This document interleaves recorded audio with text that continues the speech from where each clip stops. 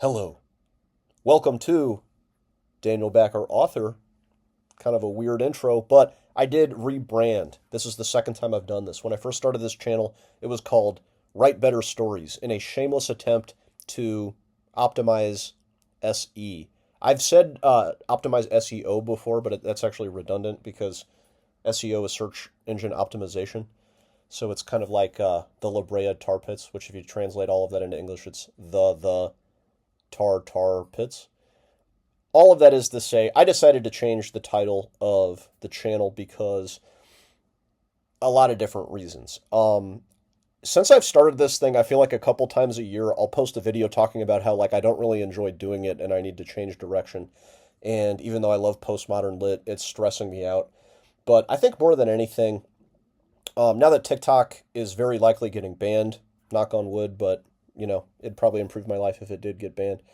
I decided to migrate more toward YouTube and also just expand the scope of the channel because as I'm working on this next novel, which you'll notice did not come out on Christmas, I'll talk about that in a second too.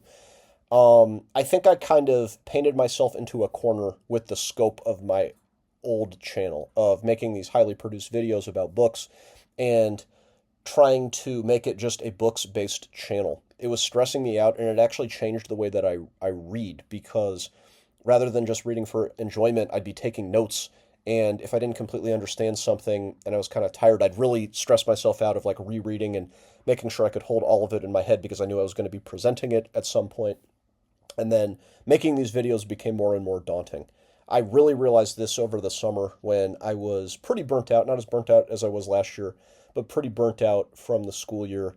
And I was shooting footage for a video essay on Ernst Junger's On the Marble Cliffs, which was an excellent read. But as I started to sit down to edit it, I was just like not feeling it. It just felt like work. It was not fun, even though I got some really cool footage that I'm going to repurpose for some future videos. And I think also, just since I am pushing myself out there as an author, it kind of makes me want to distance myself from being a straight up booktuber. I'd rather engage in more ideas and video essays about different topics rather than just like reviewing books or explaining books because I don't know, some of it is like self comparison too. I think I've seen people that are just these ravenous readers and really prolific on YouTube and feeling like I should be that and then kind of reacting to that and then also being like, that's kind of silly. So, all of that is to say, I don't want to be off the wall novels anymore, and I think I'll produce more videos if I can just make it the Danny Backer Show, which was all it was ever supposed to be in the first place. That is to say, read some amazing books this year, or I should say last year, and I'm not going to do a top 10, but I'll just kind of review some of the best ones that I read. The German Genius by Peter Watson was excellent, and truth be told, I only read about half of it because I really just wanted to hear about Germany in the 1700s and the 1800s. After it got to the end of the 1800s, I wasn't as interested in that time period anymore. I wanted to hear about Goethe. You guys know I love Faust. That was my best read of 2023 and just sent me into German literature in the first place. So I've been reading more Goethe and just completely filled my Amazon cart with a bunch of books after reading The German Genius. It's not a super deep book, but it's a great book to read for the position that I was in of just trying to get a broad survey of this time period and the intellectual history there. So it gave me a good sense of how Germany was developing as a nation and some of the major writers and thinkers and ideas in general that helped it become a nation. So super cool read for that and just sent me into a lot of interesting directions. And so another super interesting book I read last year was called Goethe the Alchemist. And it was the first book that I read that was explicitly about symbolism. And it makes me want to read more books like that because I thought it might be too dense. And even though I like Carl Jung, some of his stuff, you get into it because you think it's going to be this like mystical ride. And I actually think a lot of Carl Jung is very dry. But um, Goethe the Alchemist was just excellent. And it's just made me more fascinated by Goethe as a person and as a writer. And it helped me understand the occult because the occult is cool, but it's a very broad and often opaque thing to get into.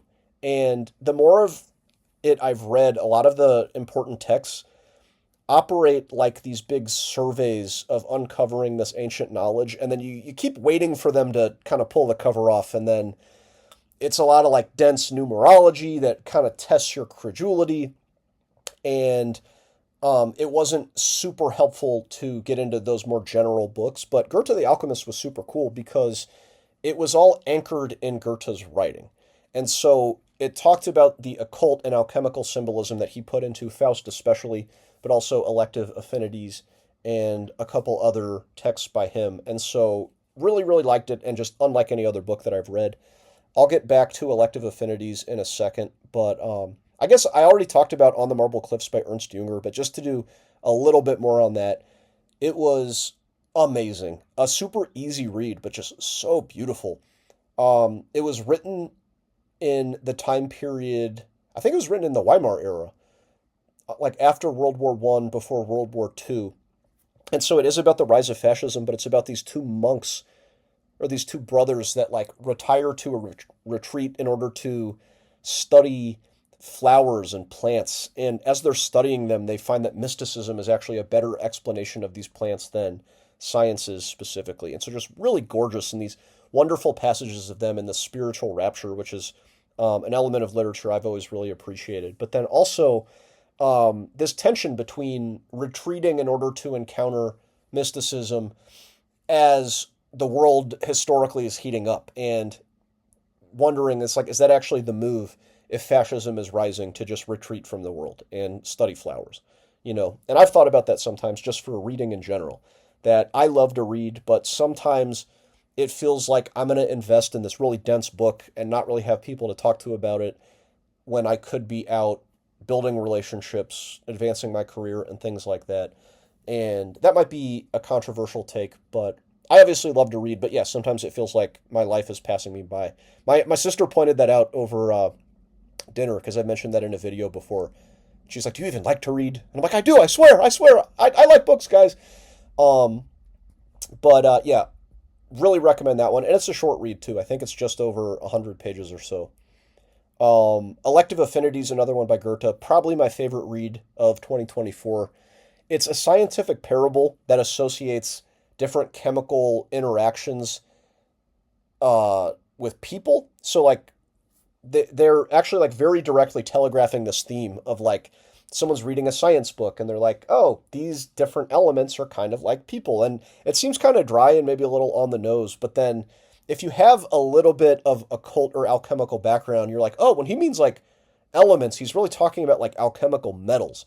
And it really kind of spins out of that strict statement of purpose at the beginning, that like, oh, characters react to each other just like chemical reactions, right? To me, it's almost like a trick that he gives you this kind of neat parallel between chemicals and human relationships, but then it gets more trippy and more about perception and consciousness, and right up to the last line really punched me in the gut. Really, really liked Elective Affinities. I'd like to read it again at some point, but probably not soon. So that leads me to The Kingdom of Liminal Space. I have been talking about how I was going to release that on Christmas 2024 forever. But as it approached, I just realized that it's not done. It's not even halfway done. And a lot of it is done. I did a lot of great work on it this past year, but I think I let the marketing lead too much of the process. That I thought I could work toward that deadline rather than let the work come out of me in the way that it's supposed to. So I didn't want to rush it. Also with the album that corresponds with it, that's not done either. I got some people to help me out for the recording process and for drums and bass, and I've gotten some feedback on it, and it's just not what it's supposed to be. They did a great job, so it's no shade on them, but it's more of a style thing, and so I'm going to go back to the drawing board for a lot of it. So all of this is still happening, but it was just stressing me out that I had like put this expectation that I was going to deliver it at this specific time, and it was actually affecting the way that I wrote it and the choices that I was making, that I thought I had to just do it in this certain way. And I've learned this in every book that I've written, because this is my third book now, that the best thing that can happen in the writing process is to realize how wrong you were about what the book was supposed to be. And that's exactly what happened. And so I've done some major reorganization. I've been combining characters. I have just seen it in a new way. And that was what was required to get me unstuck, because I was pretty exhausted, like I said, over the summer. And getting into the school year, I didn't have that same excitement to work on it.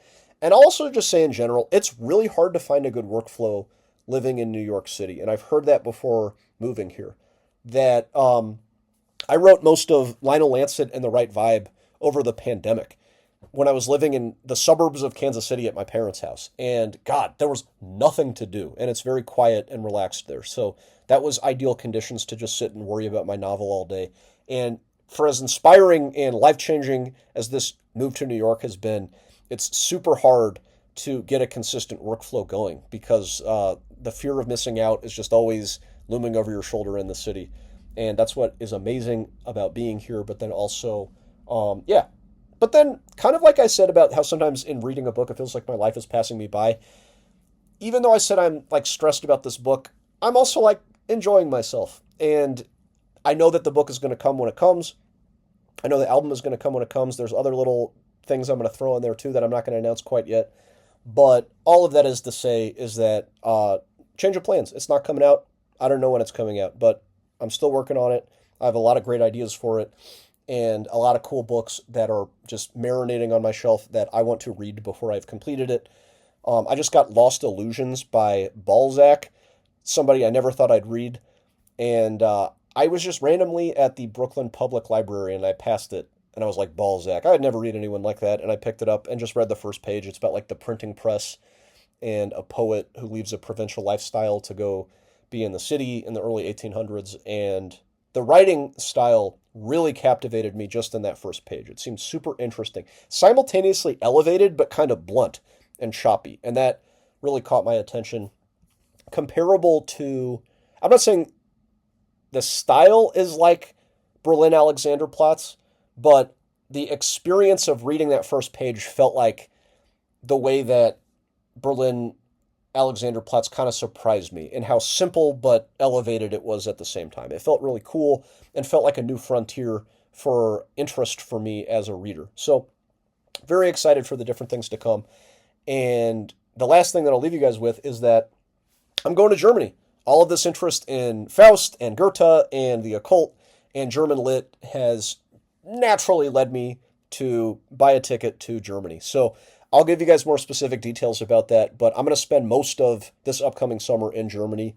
Obviously going to be visiting important places related to Goethe, but I want to leave it open enough too that I can kind of have an adventure, let some chaos into the experience too. But no longer write better stories. I hope that doesn't confuse anybody too much when they're searching for my stuff, if you guys are even looking for it. But I hope everybody had a great holiday and New Year.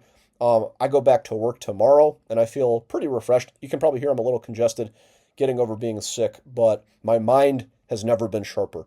So I'm super excited for the future, and you have not heard the last of Daniel Backer, author. Goodbye.